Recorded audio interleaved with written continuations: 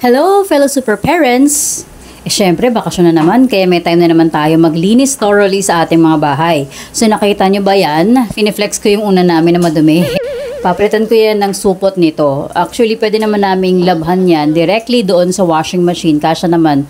Ginagawa ko yun once in a while or pag sobrang dumi or nalagyan ng ihi or something. So, ito naman, ginagawa ko lang ito kapag wala nang, yung limited yung time. Pero mas maganda talaga na i-wash natin yung cotton sa loob ng ating mga unan para mawala yung mites at yung iba't ibang mga viruses and bacteria. Ito yung traditional way na ginagawa ng nanay ko kapag nagpapalit siya ng cover ng mga cotton para maprotektahan din natin yung sarili natin sa maduming cover ng cotton. Kasi minsan may mga laway na nalagay dyan or yung pawis natin, di ba?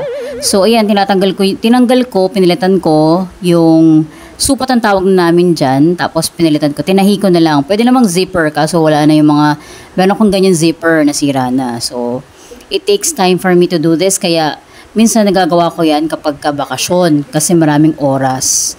Imagine mo, mano-mano ilang unan namin ng dami, di ba? So, tara, tapos na. Kaya ngayon, papalitan na natin ng punda. So, lagyan na ng punda. Whoop! O, diba? Ang saya. Magic yan. So, ayan. Bago na naman ang ating punda. Lagi kong inaalala yung nanay ko pag ginagawa ko to dahil sa kanya ko natutunan ang paggawa nito. So, anyways, kung tulungan kayo ng video na to, don't forget to subscribe, like, and share. Ready na ang ating mga unan para sa pagtulog. Rest well!